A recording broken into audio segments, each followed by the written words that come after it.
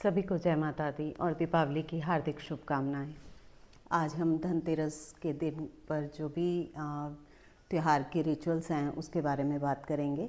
धनतेरस का असली अर्थ जो है वो आज काफ़ी पीछे छूट चुका है। धन का मतलब हमारे वेल्थ से नहीं है। धनतेरस का मतलब है, तेरस तो त्रयोदशी तिथि है ना। लेकिन धन जो है वो हमारा निरोगी काया जो है वो सबसे बड़ा धन मानी गई है। इस दिन आयुर्वेद में भगवान धन्वंतरी के जन्म दिवस के रूप में इसे मनाया जाता है। और इस दिन समुद्र मंथन से भगवान धन्वंतरी जो थे, अमृत कलश को लेकर इस पृथ्वी पर उनका प्राकट्य हुआ था। और सही मायने में देखा जाए तो यही हर व्यक्ति का असली धन है, क्योंकि सोना चांदी हीरे मोती सब कुछ होते हुए भी अगर हमारा शरीर हमारा साथ नहीं देता तो ये सब कुछ व्यर्थ चला जाता है।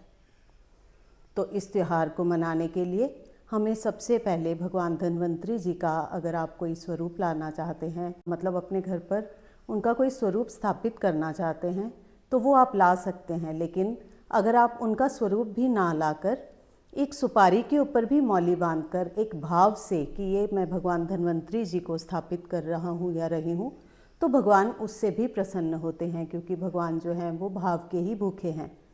ये बात सर्वविदित होनी चाहिए कि भगवान को हम भाव अर्पित करते हैं अपना, वही वो ग्रहण करते हैं, बाकी सब कुछ हमारे लिए ही होता है। भगवान धन्वंतरी के लिए आप एक जल का कलश, अगर कोई सोने चांदी का खरीद सकता है, जिसकी सामर्थ्य है वो खरीदे। अगर कोई नहीं खरीद सकता है, उससे कम में जाना चाहता है, वो पीतल में ले सकता है। और अगर पीतल का भी नहीं ले सकते तो आप मिट्टी का कलश लेकर भी स्थापना कर सकते हैं, क्योंकि जिस प्रकार मनुष्य का स्वभाव जो है वो 3 तरीके से होता है, सात्विक, राजसिक और तामसिक, उसी प्रकार से धातुएं भी तीनों अलग अलग प्रकार से, पूजा के भी 3 प्रकार कहे गए हैं। तो जो भी भगवान ने आपको दिया है उसी सामर्थ्य के अनुसार आप भगवान को याद कर सकते हैं। भगवान को इससे कोई फ़र्क नहीं पड़ता कि आप सोना खरीद रहे हैं, चांदी खरीद रहे हैं, पीतल ले रहे हैं या फिर मिट्टी का मटका जो है वो ले रहे हैं। उससे उन्हें कोई लेना देना नहीं है। ये सब कुछ हम अपने लिए ही कर रहे हैं। इस दिन आप एक कलश की स्थापना करें घर पर, सुपारी, उसमें आप तुलसी के पत्र डाल सकते हैं और हल्दी की गांठें डाल सकते हैं। वो अमृत कलश बनाकर आप घर पर रखें और भगवान धन्वंतरी जी का धन्यवाद करें और उनसे प्रार्थना करें कि आने वाला पूरा साल जो है वो आपको निरोगी काया का आशीर्वाद दे। भगवान धन्वंतरी की पूजन जो है उसको करने के साथ साथ आज हम यम का दीपक भी जलाते हैं। धनतेरस के दिन पर शाम को चौमुखा दिया अपने घर की दक्षिण दिशा की ओर जलाया जाता है, क्योंकि दक्षिण दिशा जो है वो यम की दिशा कही गई है। एक तो इस शरीर के लिए जो है वो निरोगी काया ज़रूरी है ना। और निरोगी काया के बाद अगर कोई शरीर को नुकसान होता है तो वो अकाल मृत्यु का होता है। और भगवान यमराज से हम चौमुखा दिया जलाकर ये प्रार्थना करते हैं कि वो अकाल मृत्यु से हमारी रक्षा करें। इस प्रकार धनतेरस का त्यौहार जो है वो सिर्फ सोना चांदी खरीद कर घर लाने का ही नहीं है, बल्कि भगवान धन्वंतरी को धन्यवाद करने का और यमराज जी से प्रार्थना करने का भी है कि आप हमारी और हमारे परिवार की अकाल मृत्यु से रक्षा करें। इसी दिन हम धन्वंतरी जी और यमराज जी के साथ ही माँ लक्ष्मी को आवाहन देते हैं, क्योंकि कोई भी गेस्ट जब आपके घर में आता है, अपने घर बुलाने से पहले आप उन्हें निमंत्रण देते हैं।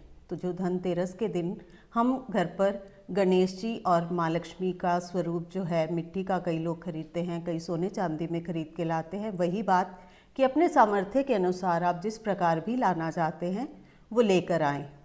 ये जो है उनका स्वरूप घर पे लाना, उनको आवाहन देना है कि हम आपका स्वागत करने के लिए तैयार हैं। इस दिन धनिया, हल्दी की गांठें, कौड़ियाँ ले सकते हैं, हम गोमती चक्र ले सकते हैं, कमल गट्टे ले सकते हैं। ये सब जो है ये माँ लक्ष्मी को बहुत प्रिय है और भगवान विष्णु की प्रसन्नता के लिए हल्दी की गांठ का इस्तेमाल किया जाता है।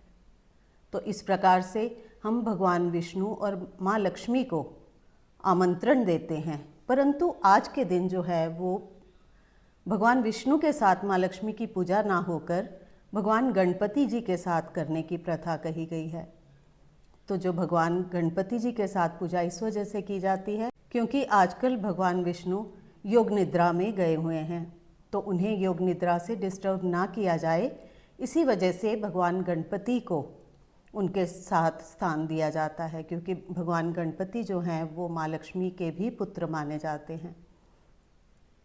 और एक बात का और आप विशेष ध्यान रखें कि जब भगवान गणपति और लक्ष्मी की प्रतिमा का स्थापना आप अपने घर में करते हैं तो माँ लक्ष्मी को गणपति जी के दाहिने हाथ की तरफ बिठाएं, क्योंकि माँ लक्ष्मी जो हैं वो वामांगी भगवान विष्णु के साथ रहेंगी, लेकिन भगवान गणपति के साथ वो दाहिने अंग पर आती हैं और वो शक्ति का प्रतीक है। जब भी हम किसी शक्ति की स्थापना करते हैं तो उसे दाहिनी ओर रखा जाता है। इसीलिए जब हम कभी पूजा पाठ में या किसी अपने परिवार के अच्छे स्वास्थ्य और अच्छे अपने पति की उम्र की कामना के लिए अगर कोई पूजा कर रहे हैं तो उसमें औरत जो है वो हमेशा दाहिनी तरफ बैठती है, ताकि वो एक रक्षा के तौर पर उनके आगे बिठाई जाती हैं कि कोई भी मुसीबत जो है आने से पहले शक्ति का सामना उसे करना पड़े। इसीलिए शक्ति को प्रथम पूज्य माना गया है। इसीलिए जब भी आप भगवान गणपति और माँ लक्ष्मी की स्थापना अपने घर पर करें तो उन्हें दिल से धन्यवाद दें, उनका आवाहन करें धनतेरस के दिन कि आप हमारे घर आएँ और हमें सुख समृद्धि का आशीर्वाद दें। भगवान गणपति आपके सभी विघ्नों को दूर करके रिद्धि सिद्धि का आशीर्वाद देते हैं और माँ लक्ष्मी आपके घर को धन धान्य सुख समृद्धि से भर देती हैं। इसी के साथ आप माँ सरस्वती जी का भी ज़रूर पूजन करें और उनसे प्रार्थना करें कि माँ जो भी हमारे घर पर धन धान्य आप देंगे हम उसे सही उपयोग कर पाएँ, उसके लिए बुद्धि का होना बहुत ज़रूरी है और सही बुद्धि होने पर ही हम उसका उपयोग कर पाते हैं अच्छे तरीके से और उसे बढ़ा पाते हैं। तो इसलिए हमेशा ये शक्तियाँ जो हैं वो 3 के रूप में काम करती हैं। तो भगवान गणपति, माँ लक्ष्मी और माँ सरस्वती जो हैं वो एक ट्रिनिटी के रूप में आज के दिन पूजे जाते हैं। जिस प्रकार ब्रह्मा, विष्णु और महेश का पूजन किया जाता है, माँ काली, माँ लक्ष्मी, माँ सरस्वती का पूजन किया जाता है, तो 3 जब मिलते हैं तो एक आकार बनता है। जब आकार बनेगा तभी हम उसमें कोई चीज़ संग्रह कर पाएंगे। तो इस प्रकार से आप सभी बहुत अच्छे तरीके से अपने सामर्थ्य के अनुसार जो है वो भगवान गणपति, माँ लक्ष्मी, भगवान धन्वंतरी और भगवान यमराज जी जो हैं उनको आप प्रार्थना करें और अपने घर से सभी नेगेटिविटी को दूर करके और आपको अच्छी सुख समृद्धि की आशीर्वाद के लिए उनको प्रार्थना करें। आप सभी के जो दिवाली का पर्व है वो बहुत ही सुखमय और मंगलमय हो, इसी सब मनोकामना के साथ, इसी आशीर्वाद के साथ सभी को जय माता दी।